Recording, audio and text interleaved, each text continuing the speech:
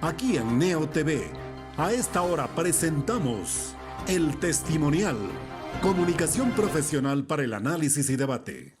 Saludos amigos del Ecuador y del resto del mundo, bienvenidos a El Testimonial. Nuestro invitado de hoy es Pedro Pablo Romero Alemán.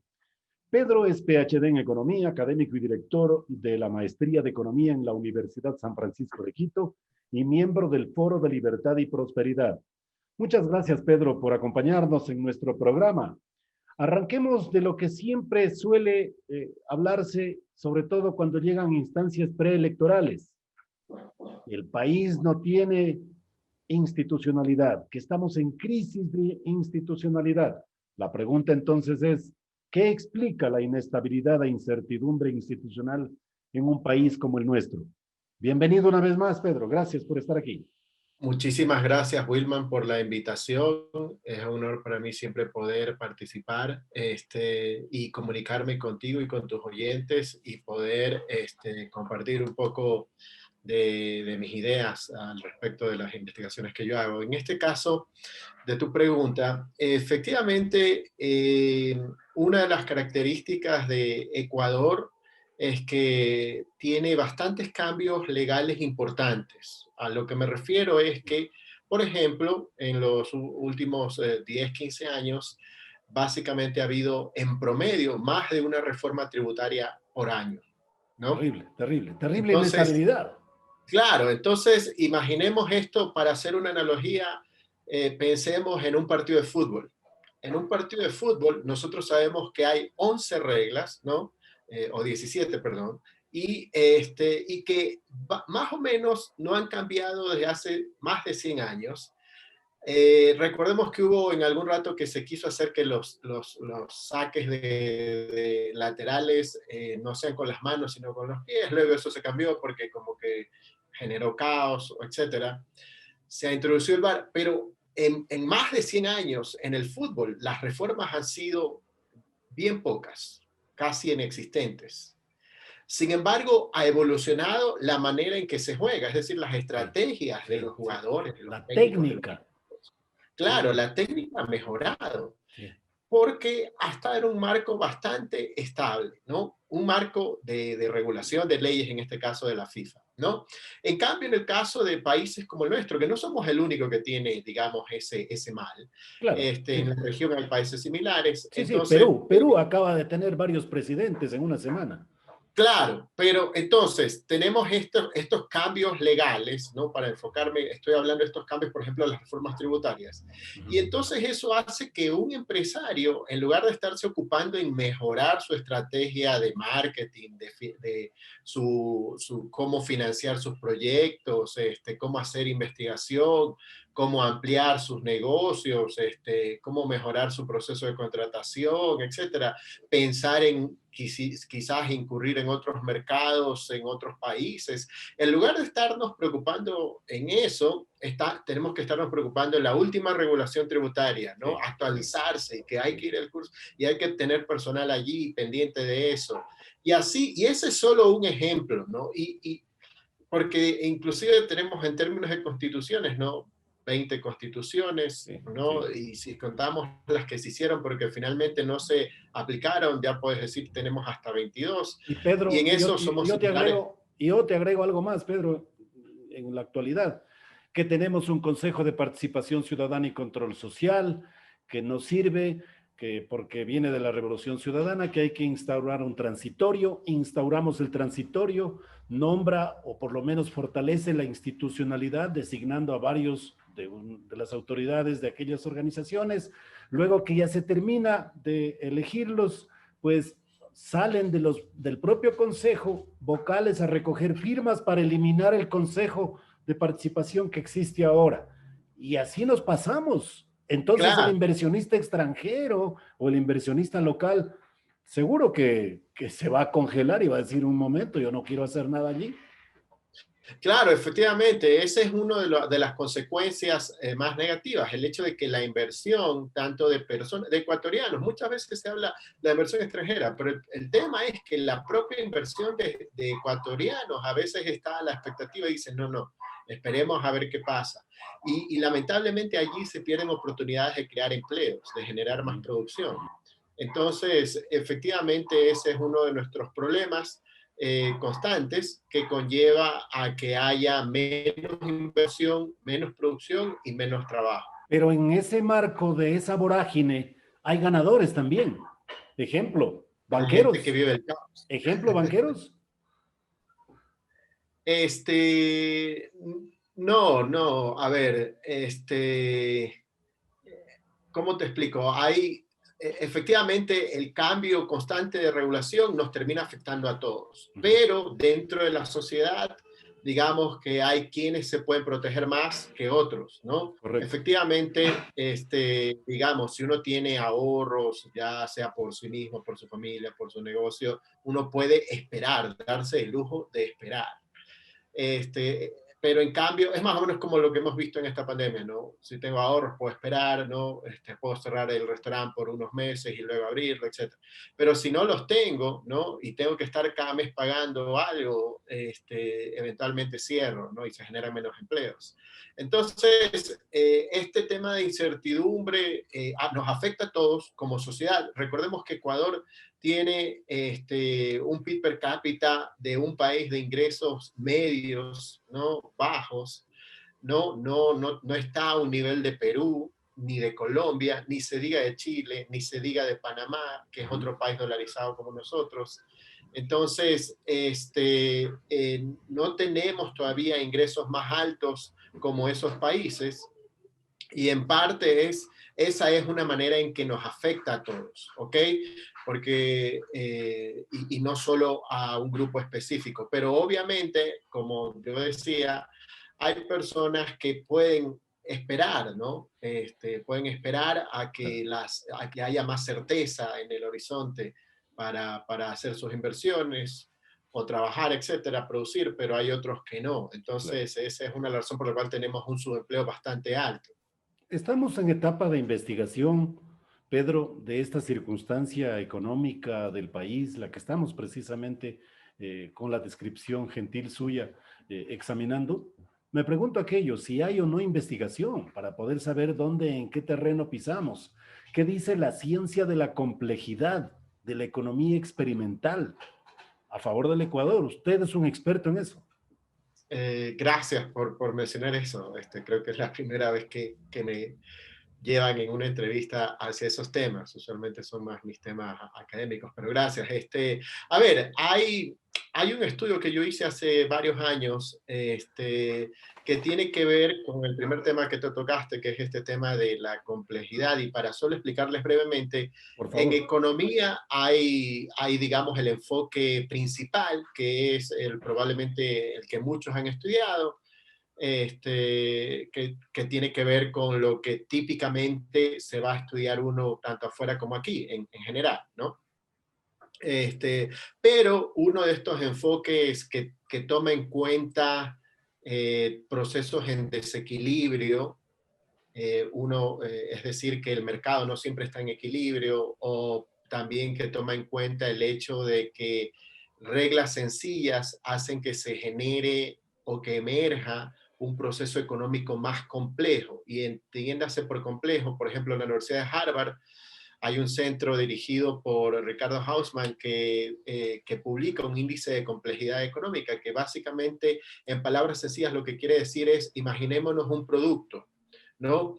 Por ejemplo, si yo tengo el banano, yo cultivo la semilla, extraigo el banano, eso es un producto sencillo. Tiene valor agregado, pero limitado. Pero en cambio, si yo pienso en un puré de banano, algo más, ¿no? Entonces ese es Más un proceso elaborado, digamos. más complejo, con más valor agregado, y entonces este indicador de complejidad económica mide estas cadenas de valor, ¿no? Agregadas a través de varios productos y varios sectores de la economía. Y entonces encuentran que, quizás esto no nos debe sorprender, que efectivamente los países más desarrollados que crecen a tasas más altas se caracterizan por tener más sectores económicos en primer lugar, es decir, como más variedad, y en segundo lugar por tener productos o procesos productivos más complejos, en el sentido que yo les especifiqué, ¿no? Sí, señor. Como de más valor agregado agregado, más encadenamientos Claro, productivos. claro, más Entonces, diversificado, digamos. claro, sí, más encadenamientos productivos que hacen que efectivamente la producción se expanda, etcétera. Entonces, dentro de eso yo lo que encontré es que Ecuador, en cambio, no tiene eso. O sea, más o menos de los 70 para acá, desde 1970 a la fecha, se ha caracterizado por ser un país de monocultivo. En los últimos años, desde fines de los 80, inicios de los 90, como que empezamos a tener más productos dentro de esa canasta, además del petróleo, o sea, camarón, banano Sí. y otro tipo de productos, las flores en los últimos años, etcétera, ¿no? Pero parece no ser suficiente, Pedro. Pero no es suficiente comparado con otros países. Y ojo, no hay Claro. que compararse quizás con Suiza, pero comparémonos con Perú, que es un ejemplo bueno porque Perú hasta el año 1995 estaba literalmente un poco más rezagado que nosotros.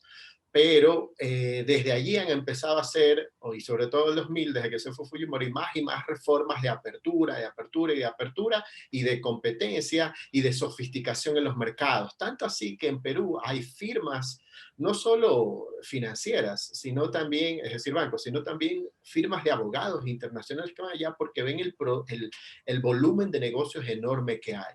Entonces, eso implica que se genere esta mayor encadenamientos productivos. Y eso Ecuador no lo tiene. Entonces, lo que señalan todos estos índices nuevos de índice de complejidad y todo lo demás, es que para que una economía se enfrente a este mundo nuevo o relativamente nuevo, de mayor conocimiento, de que hay que dedicarse a estos temas de industrias con bastante conocimiento y todo lo demás, no solo la típica metalúrgica o cosas así, o agricultura, sencilla, sino que inclusive en la agropecuaria puede ser, pero hay que agregar valor, hay que pensar, bueno, este producto, ¿cómo más lo puedo sofisticar? ¿No? Exacto. ¿Cómo me puedo hacer más competitivo en producir truchas, por dar un ejemplo así? ¿No? ¿Cómo me puedo hacer más competitivo en decir que en Ecuador eres el primer productor en brócoli, por decir algo? ¿No? Pedro, entonces, Pero brócoli, ¿qué más se puede hacer? claro, Pedro, y en esa investigación sobre la complejidad de la economía y de la productividad, ¿a qué conclusiones llegaron? O sea, ¿cuáles serían las alternativas para que el Ecuador entre en ese proceso de Bueno, modernidad? ¿Y qué necesita? ¿Necesita recursos? ¿Necesita más endeudamiento? ¿Tecnología? ¿Qué necesita? Bueno, un tema importante es que, y esto se traslapa con otras investigaciones que se han hecho con respecto a la famosa maldición de recursos naturales, el Ecuador, al ser petrolero, tiene como algo bueno, ¿no? Por decirlo así, hay gente que viene a Ecuador y dice, oh, ustedes tienen carreteras a 3.000 metros de altura o a 2.000 metros de altura y se asombran de eso. Pero por el otro lado, el petróleo también genera estos temas de que, digámoslo así, inhibe el crecimiento de otras industrias, sobre todo cuando se lo maneja de la manera que se ha hecho en Ecuador, que está estatizado, que muchos de los contratos no son transparentes y ese tipo de cosas, Correcto, correcto. ¿no? Y entonces eso, una de las primeras cosas que hay que hacer es efectivamente, y hoy en día de hecho hay más razones, el hecho de que el precio del petróleo esté por debajo y va a estar así, digamos, haya disminuido y va a estar así por varios años, de que ya las reservas se dice que no son muchas, es el momento final para aceptar, miren, esta industria, si es que va a todavía quedar para explotarla, que se privatice, se concesione lo más que se pueda, Ok, para que ya no se vuelva un botín político, ¿no? Entonces ese sería un correcto. paso importante. Luego Ok. hay otros, como por ejemplo, introducir o generar un marco en el que sea el marco regulatorio, no necesariamente las autoridades sí tienen que cambiar, ¿no? Cada 4 años el presidente, el Perfecto. vicepresidente, etcétera, etcétera, Pero respetar esa pero, línea, pero, el, ese pero el direccionamiento, marco, pues. como en el caso de países cercanos, ¿no? Digamos, un marco más estable en el que uno dice, ok, aquí se puede venir a invertir. Entonces, otra de las condiciones es que ese marco no hayan tantas reformas tributarias a cada rato, que el sistema tributario no sea tan engorroso, que el sistema tributario no considere que el empresario es enemigo, ya sea que el empresario sea ecuatoriano o extranjero, ¿no? O sea, entonces, esa es otra de las razones. Y otro de los temas es obviamente que cuando hay esta apertura, ¿no?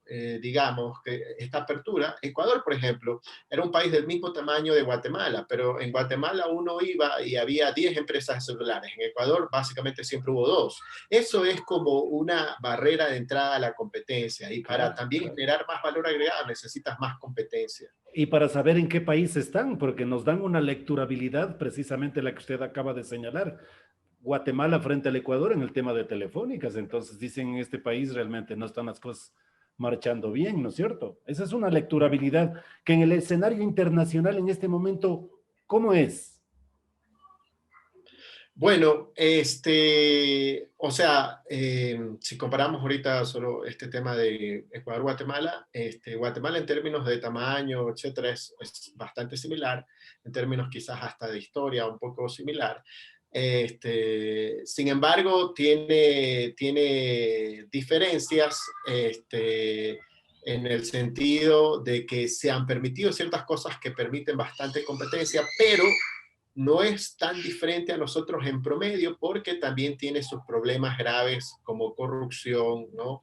Yo simplemente le estaba diciendo que uno de estos casos, para no hablar de países que son más competitivos, ¿no? En el sentido de, por ejemplo, de hablar de Chile o de otros países como Uruguay, donde las llamadas por celular o las llamadas si es que las personas que tienen parientes, es más barato llamarte de Chile a Ecuador que de Ecuador a Chile, o si uno se va a Estados Unidos, es más barato hacer la llamada desde Estados Unidos a Ecuador que de Ecuador a Estados Unidos, y mucho es por todo este tema de impuestos que hay, ¿no? Específicos que tenemos y elevados, ¿no? Sí, muy interesante. Yo le decía que cómo nos leen en el escenario internacional, más allá del ejemplo de Guatemala. ¿Qué pasa con el inversionista internacional, más allá del local? El 2021, Este, ¿cómo tendrá que presentarse para hacerlo más atractivo? Y estamos en un proceso eleccionario en donde los candidatos también, sobre todo los ganadores, los que lleguen a triunfar, deben asumir esa responsabilidad de un liderazgo, de un horizonte prefijado para que no termine ese horizonte en los 4 próximos años, sino que tenga un sendero largo, como usted lo señala, Pedro. Sí, efectivamente, ese es uno de los temas más importantes. Creo que hay poco entendimiento y a veces se nubla por la discusión política. Entonces, efectivamente, en economía, básicamente, uno de los consensos es que el crecimiento de largo plazo depende de una institucionalidad fuerte, ¿no? Donde eso, ¿qué implica? Una de las cosas más importantes es que el Estado, o mejor dicho, el poder presidencial del presidente Correcto. tiene que tener pesos y contrapesos, ¿no? Ujú. La asamblea, los jueces, ¿no? Claro. Tiene que haber contrapeso contra ese poder. Y a su Debe, vez, ¿no? El presidente le hace contrapeso a la asamblea, los jueces a la asamblea y al presidente, etcétera. Y entonces, eso de allí, lamentablemente durante la época de Correa, se decía que como él era tan sabio, ¿no? Que como él era tan bueno con la gente, entre comillas, ¿no? No tenía que tener pesos y contrapesos. Y así, muchos de sus coidearios, gente que todavía está todavía en la asamblea actualmente, decían, no, es que Correa, Rafael es nuestro presidente, es un hombre sabio, trabaja por el pueblo, perdón. Entonces no tiene que tener ningún peso ni contrapeso. O sea, básicamente están diciendo, está bien que él sea dictador. Eso hacia afuera es lo peor que podemos transmitir. Entonces, esa es una de las cosas importantes, porque a veces se malentiende o se ha malinterpretado. En economía se dice que los estados tienen que ser fuertes, pero no tienen que ser omnipresentes. Es decir, efectivamente, en lo que va a hacer el Estado tiene que ser eficaz. Si es que el Estado va a dar defensa nacional, si es que el Estado va a dar la policía, la justicia, tiene que hacerlo de manera eficaz. Y es responsabilidad tanto de los políticos como de nosotros y los funcionarios que eso se haga bien. ¿Ya? Si va a dar un nivel básico de salud, un nivel básico de educación, que se haga bien, que no haya corrupción, ¿ya? de acuerdo. Pero en cambio, pero lo que también empíricamente, o sea, la evidencia económica señala, ¿no? Es que las sociedades que son más fuertes, que se desarrollan más, donde hay más invenciones, donde hay más productos, etcétera, más oportunidades de trabajo, más oportunidades empresariales, son aquellas donde el Estado no está en todo. ¿no? O sea, el Estado no es ferrocarrilero, el Estado no tiene empresas de petróleo, no tiene empresas de víveres o empresas de otro tipo, de otra índole. O sea, no se mete a ser un empresario más, ¿no? Y Pedro, Pedro, entonces, no se esa es una de trata, las visiones que creo que hay que cambiar aquí. no se trata tampoco, de acuerdo a su pensamiento, de quitarle el papel regulador al Estado, porque el Estado de alguna manera tiene que poner vigilancia en ese sistema económico de inversiones. Bueno, allí hay, digamos, un área un poco más gris, donde efectivamente lo que pasa es que, por ejemplo, una manera que a veces no se entiende bien, la competencia es un regulador natural, ¿no? Entonces, si yo, como en el ejemplo que utilicé hace un rato, si yo por ley, como se hacía en Ecuador, que solo se permite 2 empresas de celulares, entonces aparentemente yo estoy regulando, pero en realidad nos están haciendo daño porque los precios de llamadas por celulares aquí eran más caros o siguen siendo más caros que en otros países con más competencia. Entonces uno dice, no, pues esa regulación no me conviene. Me conviene sí quizás una regulación donde dicen, mire, las medicinas la tienen que vender personas que sean certificadas, ¿no? Hospitales, clínicas que sean certificados. ¿Por qué? Porque ahí se arriesga la vida de las personas. Claro, Entonces claro. tiene que haber una institución, Ministerio de Salud en este caso, que regule, pues que diga, a ver, esta no puede ser clínica. Las personas aquí no tienen títulos, no han hecho residencia. De O acuerdo, sea, de aquí acuerdo. están operando sin ninguna técnica y poniendo en riesgo a las personas. Y eso sucede en Ecuador. Sí, Entonces, nosotros tenemos que estar claros, hay regulaciones que son importantes, como esta que mencionaba, ¿no? Pero tiene que hacerse bien. Nuevamente vamos al tema de que el Estado tiene que ser fuerte, pero no tiene que ser omnipresente, no tiene que estar en todas las áreas de la economía ni de la sociedad, sino que en lo que hace, ¿no? Y si es que va a regular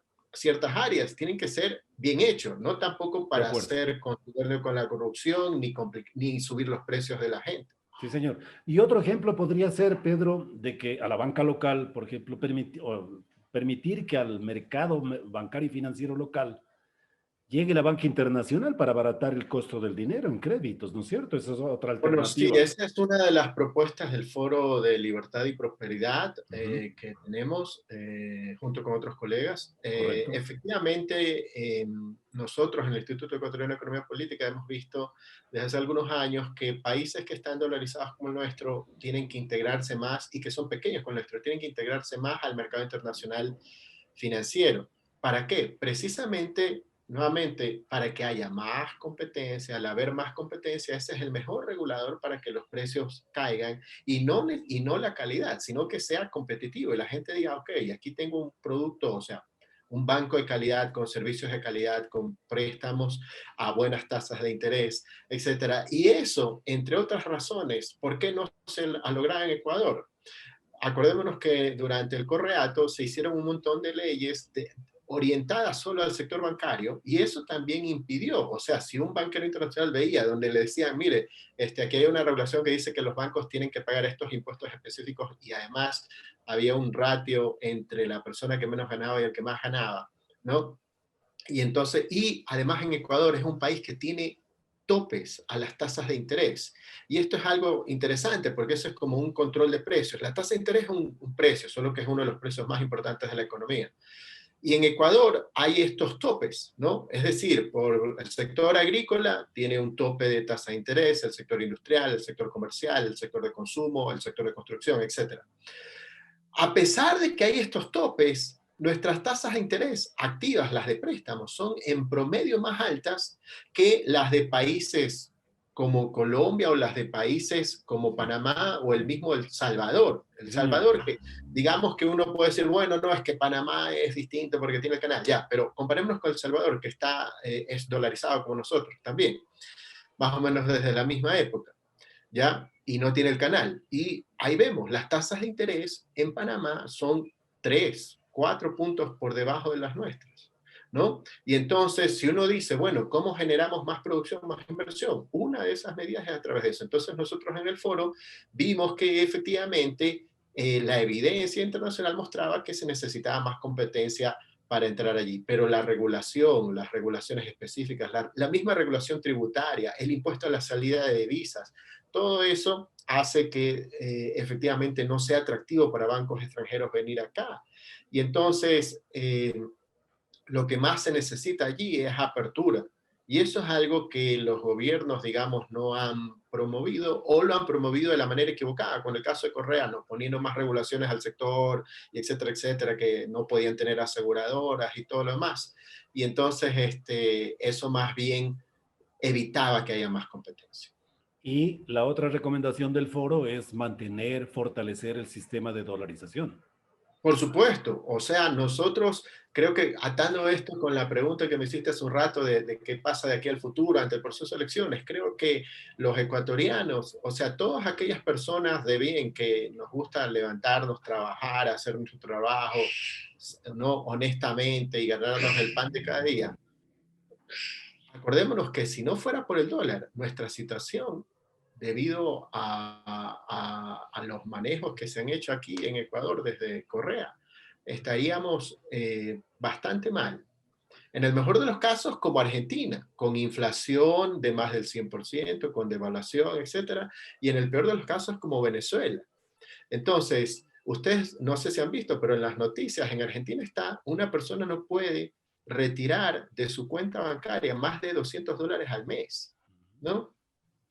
O sea, la gente que está en el público, ¿cuánto de ustedes, cuánto retiran en dólares al mes? ¿No? O transan al dólares al mes, ¿no? Entonces, en Venezuela ni se diga, es mucho menos. O sea, ¿no? Hay gente venezolanos de aquí, que dicen que allá para que te den un préstamo de $1,000 tienes que ir a varios bancos, porque un solo banco no te lo puede dar. O sea, entonces, es bastante precaria esa situación. Y además hemos visto todo el éxodo de inmigrantes venezolanos a lo largo de toda América Latina. O sea, yo pienso que cualquier persona de bien, no hablemos de personas que están metidas en la política, pero cualquier persona de bien que tiene el poder del voto, o sea, si no quiere ver de aquí en un futuro cercano a sus hijos o a ellos mismos caminando por las avenidas de América Latina buscándose el pan, ¿no? O sea, tenemos que pensar que votar por el candidato de Correa puede ser lo peor que nos puede pasar. Regresar a ese escenario de estar allí, de que cualquier rato dicen, bueno, vamos a salirnos de esto para aparentemente hacer algo bueno al inicio, pero de ahí, o sea, lo que podrían hacer es peor, ¿no? Entonces, por eso creo que la dolarización es más bien algo que tenemos que decir. La dolarización nos ha protegido a las personas más pobres, porque como yo sé decir, el dólar sigue siendo el dólar. Entonces, el dólar que se lo gana una persona que gana, digamos, $400 al mes o $300 al mes, cada dólar que gana es los mismos $300 que gana una persona que gana más. O sea, no va a haber diferencia allí. La diferencia está quizás en que gana más, pero cada dólar vale lo mismo para cada quien. En cambio, cuando hay devaluación, ya no es lo mismo. Es nuevamente el tema de que el que va a tener más se va a proteger mejor de esa devaluación, ¿no? Se va a proteger mejor de esa inflación. Pero la persona que justo gana lo necesario, ¿no? Que vende en la calle y con eso anda allí, va a estar cada vez más en problemas. Entonces, creo que hoy en día en Ecuador, más que nunca, estamos en un escenario en que tenemos que hacer conciencia de todos, decir, yo quiero trabajar, salir por mis medios, adelante, y entonces no quiero que mi sociedad de Ecuador esté constantemente en un conflicto o en una pena de que un montón de gente tenga que salir del país. Entonces, yo pienso que en ese sentido, la mayoría de las personas quiere progresar, pero quiere progresar honestamente bien, y no así de esa manera, y no pensando que porque el gobierno me da un bono de algo, yo con eso voy a salir de la pobreza o lo que sea. Y entonces, creo que eso es importante. Pedro, muchas gracias, su gentileza y sus orientaciones. Este espacio de comunicación siempre abierto para este tipo de recomendaciones y de planteamientos que sin duda alguna reclaman del esfuerzo conjunto de todos los ecuatorianos y del papel trascendental que debemos cumplir desde las instituciones para poder ser vistos como un país mucho más atractivo para distintos aspectos que empujen el desarrollo de la nación. Muchas gracias, Pedro. Muchas gracias, Wilman. Gracias. Estuvo con nosotros Pedro Pablo Romero Alemán, PhD en Economía, académico y director de la Maestría de Economía en la Universidad San Francisco de Quito y miembro del Foro de Libertad y Prosperidad. Muchas gracias una vez más. Gracias. Hasta luego. Hemos presentado El Testimonial, Transparencia de la Verdad. De lunes a viernes desde las 18:30.